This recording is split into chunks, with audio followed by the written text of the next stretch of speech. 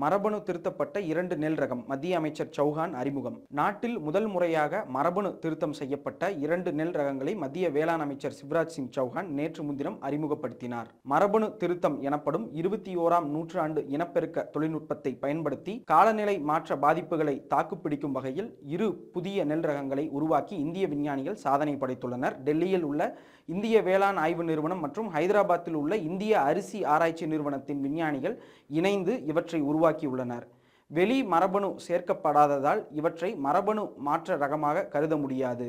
இதன் மூலம் மரபணு திருத்த அரிசி ரகங்களை உருவாக்கிய உலகின் முதல் நாடாக இந்தியா உருவாகியுள்ளது. டிடிஆர் தன் கமலா பூசா TST1 என்ற இந்த புதிய நெல் ரகங்களை டெல்லியில் நேற்று முன்தினம் நடைபெற்ற விழாவில் மத்திய வேளாண் அமைச்சர் சிவராஜ் சிங் சௌஹான் அறிமுகப்படுத்தினார். விழாவில் அவர் பேசியதாவது, இந்திய வேளாண் துறைக்கு இது முக்கிய நாளாகும். விரைவில் இந்த நெல் ரகங்கள் விவசாயிகளுக்கு கிடைக்கும். இந்த நெல் ரகங்கள் 20 முதல் 30% அதிக மகசூல் தரும். தண்ணீரை சிக்கனமாக பயன்படுத்தும். அரிசி உற்பத்தியில் பசுமை இல்ல வாயு வெளியேற்றத்தை குறைக்கும். இதனால் சுற்றுச்சூழலுக்கு நன்மை பயக்கும். தமிழ்நாடு, கேரளா, ஆந்திரா, தெலுங்கானா, கர்நாடகா, ஒடிசா, மேற்கு வங்கம் உள்ளிட்ட முக்கிய அரிசி உற்பத்தி மாநிலங்களுக்கு இந்த ரகங்கள் பரிந்துரை செய்யப்பட்டுள்ளன.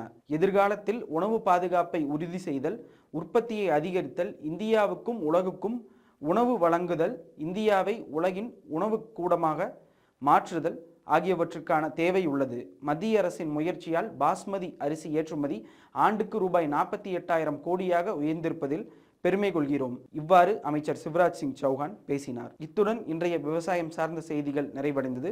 தொடர்ந்து விவசாயம் சார்ந்த செய்திகளை அறிந்து கொள்ள கிருஷி ஜாகரன் தமிழ் சேனலை சப்ஸ்கிரைப் செய்து கொள்ளுங்கள்.